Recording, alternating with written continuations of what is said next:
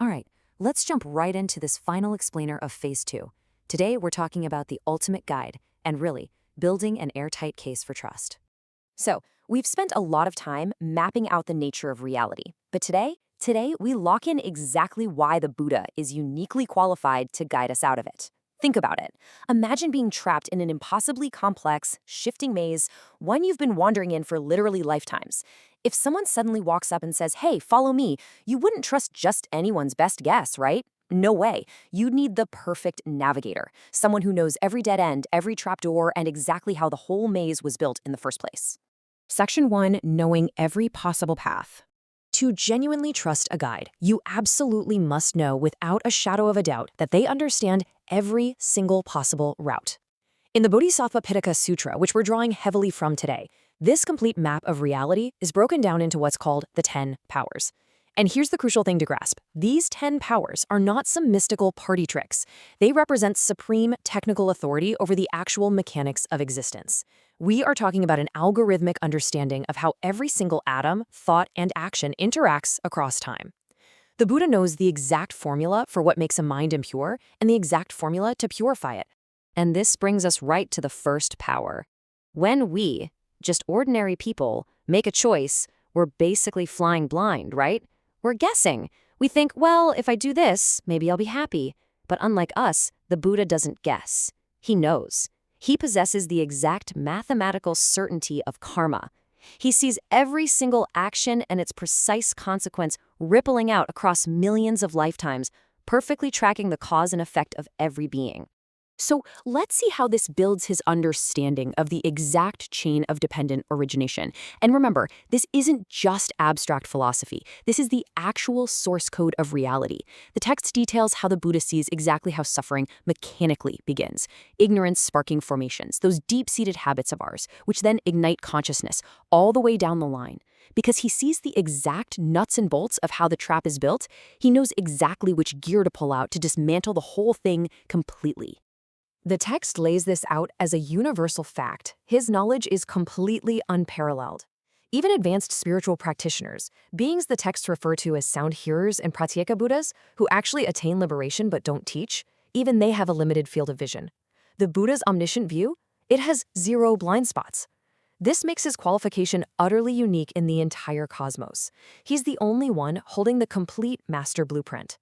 Moving on to Section 2, unshakable, absolute confidence. Now, having the perfect map is awesome, but it's only one part of the equation, isn't it? A map is totally useless if your guide is second-guessing themselves at every turn. A true guide needs absolute, unwavering certainty in their directions. Look at this, the Buddha's lion's roar. This is a totally unapologetic declaration of his supreme liberation and authority. He doesn't say, "Hey, I think I might have found a way out." No. He stands before the cosmos and states as a literal fact that he has exhausted all defilements and mastered the absolute truth. It's called a roar because it is completely fearless. These are codified in the texts as the 4 fearlessnesses, and they act as the undeniable pillars of his absolute confidence to safely lead you out of that maze. He fears no debate because his omniscience is absolute. He fears no regression back into suffering because all his internal defilements are utterly destroyed. He knows every single obstacle that will try to stop you, and, crucially, he knows the exact, guaranteed exit route to end suffering. There is 0 hesitation. Section 3, flawless action and mind. Think about it. If your guide knows the way, but keeps tripping over their own feet, getting distracted, or just giving you the wrong instructions, you are still in serious danger. Well, the sutra lists 18 specific unshared properties. These are qualities that belong exclusively to a fully awakened Buddha, and they prove that his entire being is completely, 100% flawless. Instead of just reading off a dry list of 18 things, look at how perfectly unified his being is represented here. His execution is flawless on every conceivable level. Mentally, he's always in perfect samadhi, that state of profound, unwavering concentration, where his mind simply never wanders. Verbally, his speech is always perfectly timed, tailored exactly to what the listener needs to hear in that exact moment to awaken. And physically, even his actions are flawless. The text actually describes how simply witnessing his perfectly peaceful footsteps has the power to calm the minds of everyone around him. He completely unifies past, present, and future knowledge without a single gap. His attention never drifts, his memory never fails, and his energy never wanes. This is exactly what it means to have an unshared property. He is the flawless execution of the rescue mission, operating with a level of efficiency that is quite literally superhuman. Section 4. The drive of compassion. Okay, so up to this point, we've established his capacity. We know he can do it. But you might be wondering, why? Why would a fully liberated being return to the chaotic, burning maze of samsara, this endless cycle of suffering, just to help us? Well, the motive of our guide is his great compassion. It's not just that he can lead you, it's that his boundlessly compassionate nature dictates that he must. The sutra explains that the Buddha doesn't simply rest in the quiet bliss of nirvana. His compassion is this active driving force that compels him to reach right back into the burning house to pull the rest of us out.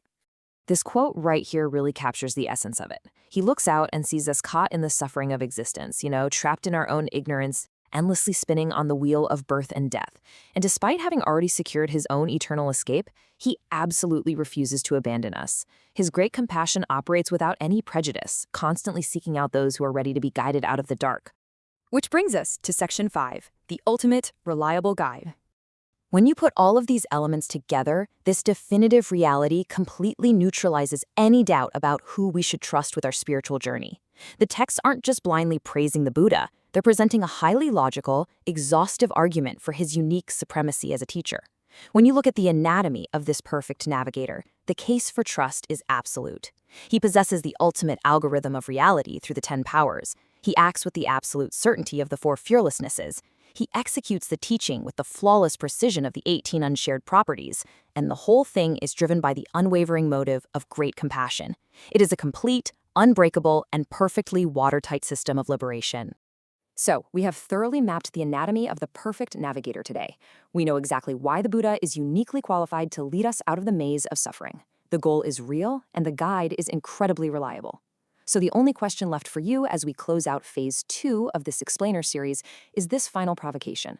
The path is clear, the guide is flawless. Are you ready to walk it?